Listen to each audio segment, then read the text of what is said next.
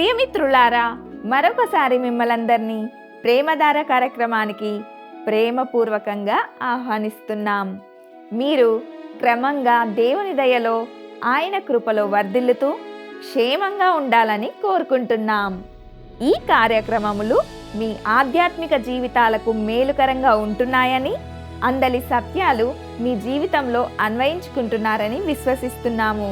ఇక ఈనాటి పాఠంలో ఈ భూమి యొక్క పునరుద్ధరణకు సంబంధించి మొదటి 5 రోజుల సారాంశంతో పాటు 6వ రోజు మానవుని యొక్క సృష్టి మరియు 7వ రోజు సబ్బాతుకు సంబంధించిన వివరాలను తెలుసుకుంటాం.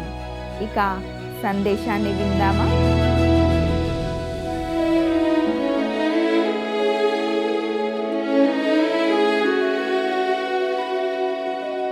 క్రీస్తునందు ప్రియమైన ప్రేమధార టీవీ వీక్షకులందరికీ మన ప్రభువును రక్షకుడైన యేసు క్రీస్తు సర్వశక్తి గల నామంలో శుభములు తెలియజేస్తున్నాం. నేటి మన ఈ పాఠంలో ఆదికాండము 2వ అధ్యాయము 1 నుండి 8వ వచనం వరకు ధ్యానించుకోబోతున్నాం. ఈ అధ్యాయంలో మొదటిసారిగా ఒక గొప్ప ప్రత్యక్షత సూత్రం మనకు కనిపిస్తుంది. అయితే అది దేవుని యొక్క వాక్యంలో మళ్ళీ కనిపిస్తుంది. ఇది దైవ ప్రేరణ యొక్క వేలి ముద్రల్లో ఒకటి. ఇది పునరావృత నియమము లేదా పునశ్చరణ నియమము. దీనినే మరొక మాటలో చెప్పాలంటే దేవుని ఆత్మ దేవుని వాక్యాన్ని ఇవ్వడంలో గొప్ప వాస్తవాలు మరియు సత్యాల శ్రేణిని క్లుప్తంగా చెప్పే అలవాటును కలిగి ఉన్నాడు. అప్పుడు ఆయన తిరిగి వచ్చి ఆ శ్రేణి నుండి అత్యంత ముఖ్యమైన దాన్ని తీసివేసి ఈ ప్రత్యేక విషయాన్ని విశదీకరిస్తాడు మరియు విస్తరింపజేస్తాడు. అని ఇప్పుడు దీనినే 1వ అధ్యాయంలో ఇవ్వబడిన 6 రోజుల సృష్టితో దీన్ని 2వ అధ్యాయంలో చేయబోతున్నాడు. ఇదే సూత్రము ద్వితీయోపదేశకాండ పుస్తకంలో మనకు కనిపిస్తుంది. అరణ్యంలో 40 సంవత్సరాల అనుభవం తర్వాత చెప్పబడిన ధర్మశాస్త్రం యొక్క వివరణయే ఈ ద్వితీయోపదేశకాండం. ద్వితీయోపదేశకాండము కేవలము ధర్మశాస్త్రాన్ని పునరావృతం చేయడం మాత్రమే కాదు, దానికి వివరణ కూడా అయి ఉంటున్నది. అదేవిధంగా మనకు ఒకటి మాత్రమే కాదు, 4 సువార్తలు ఇవ్వబడ్డాయి.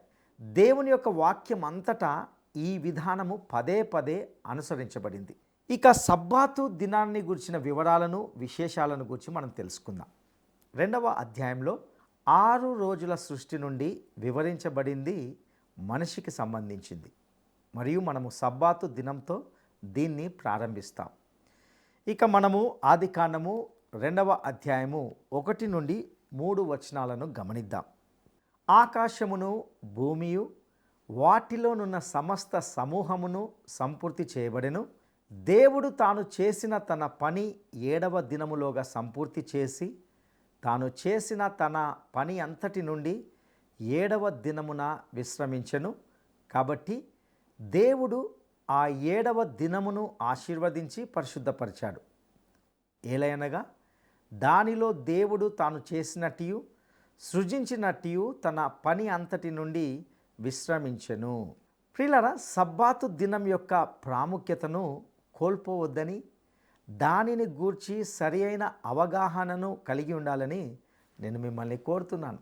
ఇంతకీ దేవుడు తన పని నుండి విశ్రాంతి తీసుకున్నాడని చెప్పినప్పుడు దాని అర్థం ఏమిటి? అంటే దేవుడు బాగా అలసిపోయి 7వ రోజు విశ్రాంతి తీసుకోవడానికి కూర్చొని తనకొక పెద్ద వారం గడిచిందని కానీ, ఆయన 40 గంటలకు పైగా పని చేశాడని కానీ, ఆయన విశ్రాంతి తీసుకోవాలనుకుంటున్నాడని కానీ చెప్పాడా? ఈ వచనాన్ని గనుక మీరు అలా ఆ కోణంలో చూస్తే అది పరిపూర్ణ అర్థం లేనిదిగా ఉంటున్నదని గ్రహించాలి. దేవుడు తన పని నుండి విశ్రాంతి తీసుకున్నాడు. దేవుడు తన 6 రోజుల పనిని పూర్తి చేసినప్పుడు ఆయన దానిని చూశాడు మరియు అది చాలా బాగుంది మరియు ఇంకేమీ చేయవలసింది లేదు అని దాని భావం. సాధారణంగా మనము ప్రతిరోజు మన ఆఫీసు నుండి లేక మన పని స్థలం నుండి ఇంటికి బయలుదేరినప్పుడు మనము పని చేసే టేబుల్ మీద లేదా మనం పని చేసే చోట మరుసటి రోజుకు ఇంకా ఏదో పని మిగిలిపోయి ఉంటూనే ఉంటుంది. ఇక నేను చేయడానికి పని ఏమీ లేదు అని చెప్పలేం, లేదా నేను నా పని అంతయు ముగించాను, నేను నా పనిని పూర్తి చేశాను అని చెప్పలేకపోతాం. అయితే దేవుడు తన పని అంతటినీ ముగించాడు, సంపూర్తి చేశాడు. 6 రోజుల పని అనంతరము దేవుడు 7వ రోజు విశ్రాంతి తీసుకున్నాడు. ఎందుకంటే ఆయన చేయవలసిన పని పూర్తయింది కాబట్టి. ఇది అక్కడ ఉన్న గొప్ప ఆధ్యాత్మిక సత్యాల్లో ఒకటి. విశ్వాసులుగా మనము విశ్రాంతిలోకి ప్రవేశిస్తాం అంటే మనము ఆయన పరిపూర్ణ విమోచనలోకి ప్రవేశిస్తాము అని హెబ్రీలకు రాసిన పత్రిక మనకు చెబుతుంది. ఆయన మీకోసము నా కోసము దాదాపు 2000 సంవత్సరాల క్రితము సిలువపై మరణించాడు. మరియు మనము ప్రవేశించగల విమోచనను ఆయన మనకు అందిస్తున్నాడు. అపోస్తులుడైన పౌలు రోమా పత్రిక 5వ అధ్యాయము 1వ వచనంలో ఈ విధంగా వ్రాశాడు. కాబట్టి విశ్వాస మూలమున మనము నీతిమంతులముగా తీర్చబడి మన ప్రభువైన యేసుక్రీస్తు ద్వారా దేవునితో సమాధానము కలిగి ఉందము. ప్రియులారా, ఈ సందర్భంలో మనము ఒక గొప్ప సత్యాన్ని జ్ఞాపకం చేసుకోవాల్సిన అవసరం ఉంటున్నది. అదేమిటంటే రక్షింపబడడానికి నేను నా చిటికన వేలు కూడా ఎత్తవలసిన అవసరం లేదు. యేసే అన్నీ చేశాడు. శ్రీమతి హెచ్ఎం హాల్ అనే ఒక గొప్ప పాటల రచయిత్రి తాను వ్రాసిన ఒక పాటలో ఈ విధంగా వర్ణించింది. యేసు అన్నీ చెల్లించాడు, నేను ఆయనకు రుణపడి ఉన్నాను. పాపం నా మీద ఒక ఎరుపు మరకను మిగిల్చింది, అయితే ఆయన దానిని మంచులా తెల్లగా కడిగి వేశాడు. నిజమే ప్రియులారా, ఈ మాటల్లో ఎంతో లోతైన వాస్తవం ఉంటున్నది. ఇది ప్రతి ఒక్కరూ వ్యక్తిగతంగా తమ జీవితంలో అనుభవించి వ్యక్తం చేయవలసిన గొప్ప మాటలని చెప్పడంలో ఎటువంటి సందేహం లేదు. ఇక సృష్టి పునరుద్ధరణకు సంబంధించి దాని యొక్క మొదటి 5 రోజుల సారాంశంను గురించి మనము కొంత గమనిద్దాం. స్పష్టంగా చెప్పాలంటే మనము నివసిస్తున్న ఈ విశాల విశ్వం కొన్ని లక్షల సంవత్సరాలుగా ఇక్కడనే ఉంది. కానీ భూమికి మరియు సృష్టిలో చాలా వరకు ఏదో జరిగింది. దానికి ఫలితంగానే దేవుడు కదిలాడు. దేవుని యొక్క ఆత్మ అగాధ జలాల మీద సంచరించింది మరియు అస్తవ్యస్తత స్థితి నుండి క్రమబద్ధమైన ఈ విశ్వం ఆవిర్భవించింది. మరొక మాటలో చెప్పాలంటే ఈ విశ్వము గందరగోళం నుండి బయటకు తీసుకురాబడింది. ఇక ఆదికాండము 2వ అధ్యాయము 4వ వచనాన్ని మనము గమనిద్దాం. దేవుడైన యెహోవా భూమిని ఆకాశమును చేసిన దినమందు భూమి ఆకాశములు సృజించబడినప్పుడు వాటి వాటి ఉత్పత్తి క్రమము ఇదే. నిజానికి ఇక్కడ ఉత్పత్తి క్రమము అనే మాట ఆంగ్ల భాషలో తరాలుగా చెప్పబడింది. తరాలు అనే పదానికి కుటుంబాలు అనే అర్థం. ఆదికాండము గ్రంథము ఆరంభాల గ్రంథం మాత్రమే కాదు, కుటుంబాల గ్రంథం కూడా. దేవుడైన యెహోవా భూమిని ఆకాశమును చేసిన దినమున అవి సృజించబడినప్పుడు ఆకాశం యొక్కయు భూమి యొక్కయు కుటుంబములు ఇవి అని అర్థం. ఇక ఆదికాండము 2వ అధ్యాయము 5 మరియు 6 వచనాలను గమనిద్దాం. అది వరకు పొలమందలి ఏ పొదయు భూమి మీద నుండలేదు, పొలమందలి ఏ చెట్టును మొలవలేదు. ఏలైనగా దేవుడైన యెహోవా భూమి మీద వాన కురిపించలేదు, నేలను సేద్యపరచుటకు నరుడు లేడు.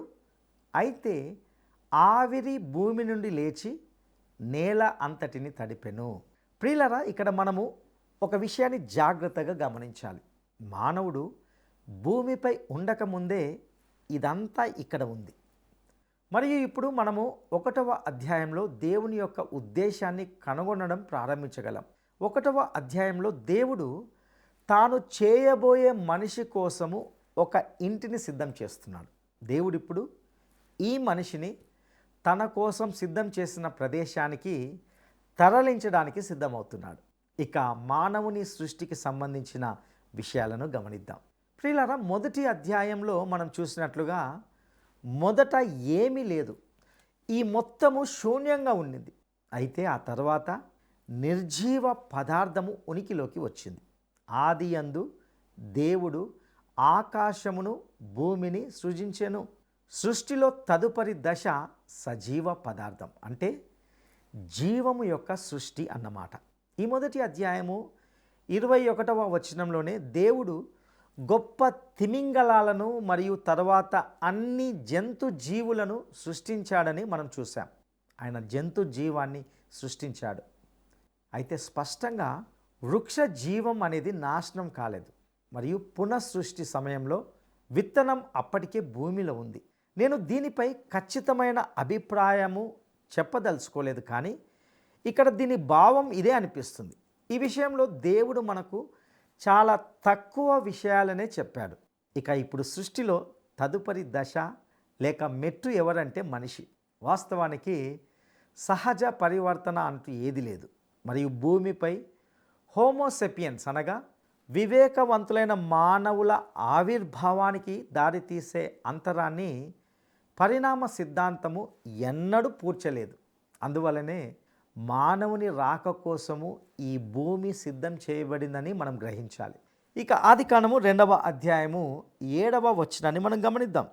దేవుడైన యెహోవా నేల మంటితో నరుని నిర్మించి వాని నాసిక రంధ్రములలో జీవవాయువును ఊదగా నరుడు జీవాత్మ ఆయెను. ప్రియులారా, ఈ వచనాన్ని గమనించారా? ఇదే మానవుడు సృజించబడిన పద్ధతి. అయితే ఇక్కడ మరలా దేవుడు మనకు చెప్పిన దానిలో మనము పరిమితం చేయబడ్డాం. భౌతికంగా మనిషి నేల నుండి బయటికి తీయబడ్డాడు.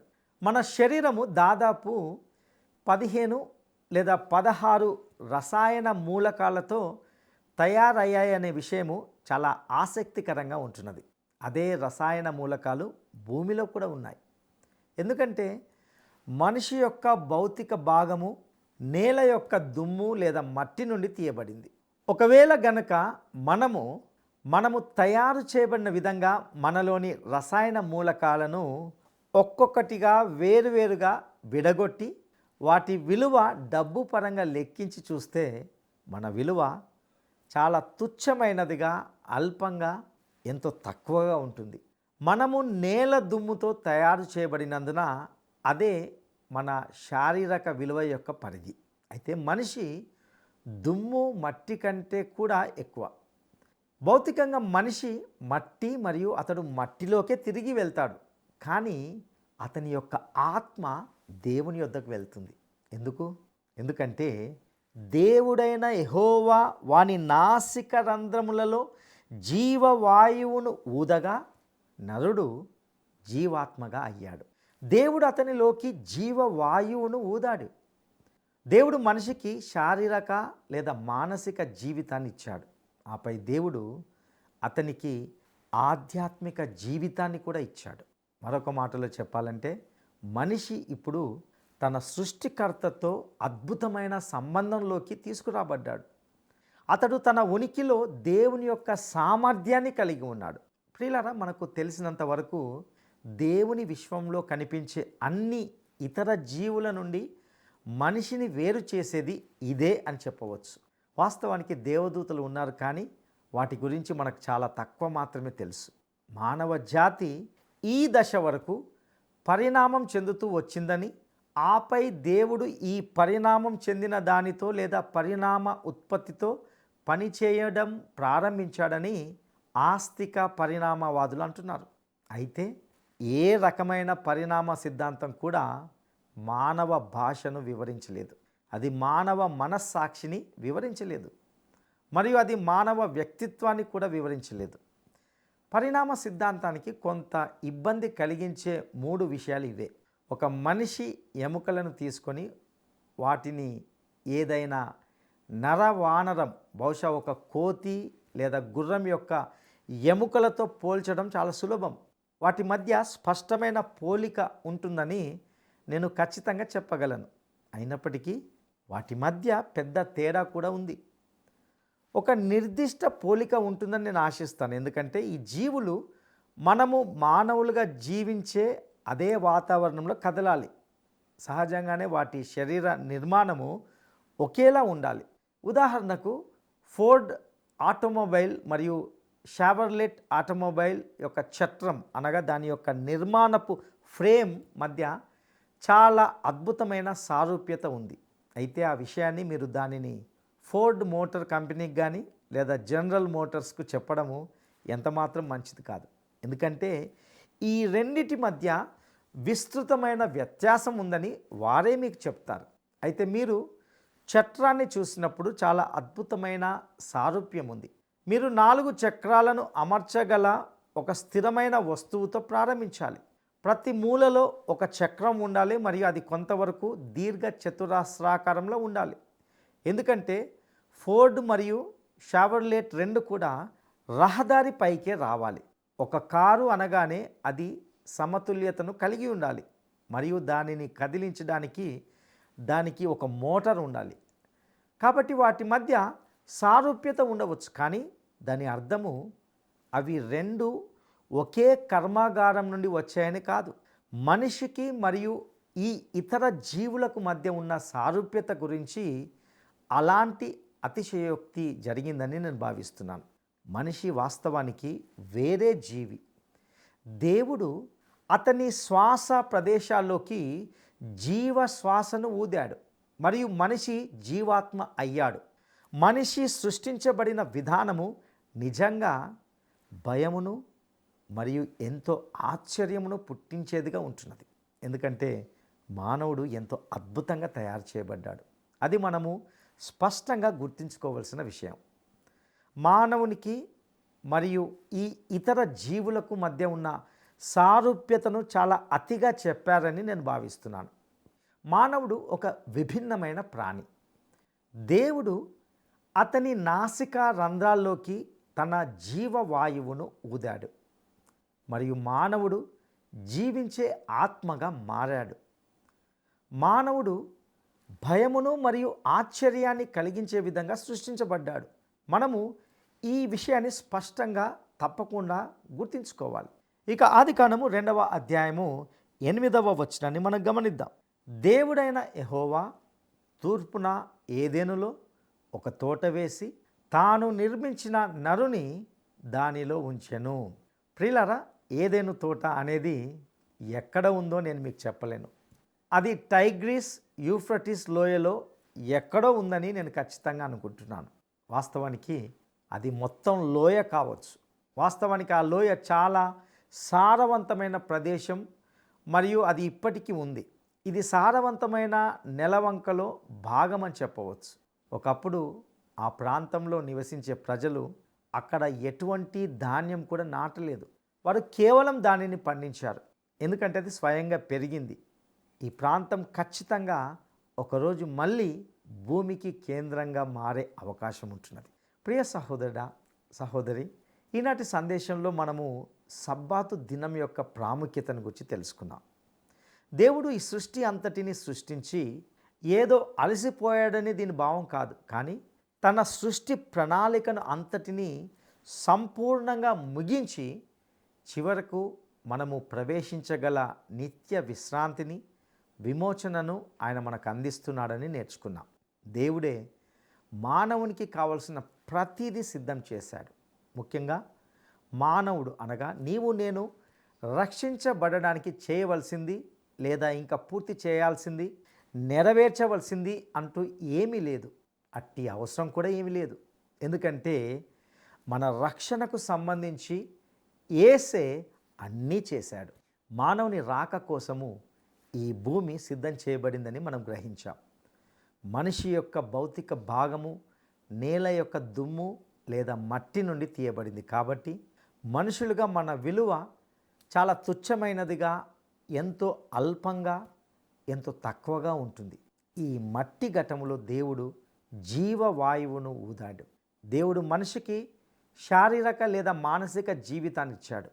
ఆపై దేవుడు అతనికి ఆధ్యాత్మిక జీవితాన్ని ఇచ్చాడు.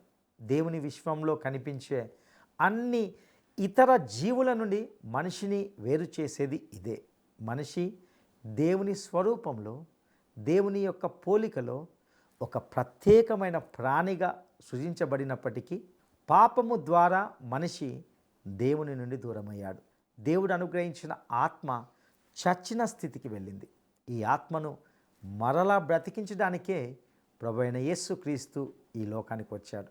అపరాధముల చేత, పాపముల చేత చచ్చిన స్థితిలో ఉన్న నీవు యేసుక్రీస్తు ఇచ్చే జీవం ద్వారా తిరిగి జన్మించావా? అట్టి కృప దేవుడు మీకు దయచేయనుగాక. దైవాశీస్సులు. ప్రార్థన చేసుకుందాం. మహాపరిశుద్ధుడా, నమ్మదగిన దేవ, మీ దయగల పాదాలకు వందనాలు స్తుతులు చెల్లిస్తుంటున్నాం. ప్రభువా, నీ సృష్టిని గురించి మేము ధ్యానిస్తున్నాం. ప్రభువా, మీరు 6 రోజుల సృష్టిలో ఈ సృష్టి అంతటిలో మానవ సృష్టి ఎంతో ప్రత్యేకమైనదని, ఎంతో విశిష్టమైనదని మేము గ్రహించి ఉంటున్నాం. మానవుడు ప్రత్యేకమైన ప్రాణి. ఎందుకంటే మానవుడు నీ స్వరూపములో, నీ పోలికలో సృజించబడ్డాడు. నీ యొక్క జీవవాయువును మానవుల ఊదడం ద్వారా ఒక ప్రత్యేక ప్రాణిగా ఆవిర్భవించాడు. అందుకే మనిషి విలువ ఎంతో గొప్పది. ఈ లోకంలో ఉన్న ఇతర ప్రాణులంతటికంటే, అన్ని జంతువుల కంటే మానవుడు ఎంతో గొప్పవాడు, ప్రత్యేకమైనవాడు. ఇటువంటి మానవుని కొరకు నువ్వు కలిగి ఉన్న ప్రతి ఉద్దేశానికే నీకు వందనాలు చెల్లిస్తుంటున్నాం. అయితే ప్రభువా, మానవుడు తన అవిధేయతను బట్టి, పాపమును బట్టి నీకు దూరమయ్యాడని, ఆ మానవుణ్ణి రక్షించడానికి నీవే యేసుక్రీస్తుగా ఈ లోకానికి వచ్చావని నీ యొక్క వాక్యం సెలవిస్తుంటున్నది. చచ్చిపోయిన మా యొక్క ఆత్మను తిరిగి బ్రతికించడానికి, యేసుక్రీస్తు ద్వారా మేము మరలా బ్రతికింపబడడానికి మీరు అనుగ్రహించిన రక్షణ ప్రణాళికకై నీకు వందనాలు చెల్లిస్తుంటున్నాం. అపరాధముల చేత, పాపముల చేత చచ్చిన మానవుడు యేసుక్రీస్తు ద్వారా తిరిగి జన్మించాలి. ఇదే వాక్య సత్యమైంటున్నది. ప్రభువా, మేమందరము యేసుక్రీస్తు యొద్దకు వచ్చి మా ఆత్మలో మేము తిరిగి జన్మించడానికి, మరలా నీతో సహవాసం పొందుకోవడానికి నీ కృప దయచేయవలసిందిగా ప్రార్థిస్తూ, నీకే సమస్త ఘనత, మహిమా ప్రభావంలో ఆరోపిస్తూ, మా రక్షకుడును నమ్మదగిన యేసయ్య గొప్ప నామములో అడిగి స్తుతించి వేడుకుంటున్నాము తండ్రి. ఆమేన్. నేటి ఈ కార్యక్రమం ద్వారా మనము మనుష్యులుగా మట్టి నుండి సృష్టించబడ్డామని, మన భౌతిక శరీరం యొక్క విలువ ముమ్మాటికి అంతగా విలువలేనిదని నేర్చుకున్నాం. అయితే దేవుడిచ్చిన ఆత్మ ఎంతో విలువైనదని, దేవుని ఊపిరి చేత అది జీవాత్మగా మారినదని గ్రహించాం. అందుచేతనే మానవుడు ప్రత్యేకమైన ప్రాణిగా పరిగణించబడ్డాడు. ఈ సత్యము మనలను ఎంతో ప్రోత్సాహాన్ని కలిగించేదిగా ఉంటున్నది. ఇంకా మీకు ఏమైనా ప్రశ్నలు కానీ, లేదా సందేహాలు కానీ, లేక ప్రార్థన మనవులు కానీ ఉంటే క్రింద ఇవ్వబడిన ఫోన్ నెంబర్ ద్వారా మమ్మల్ని సంప్రదించగలరని ఆశిస్తున్నాం. దేవుడు మిమ్మును, మీ కుటుంబాలను దీవించునుగాక.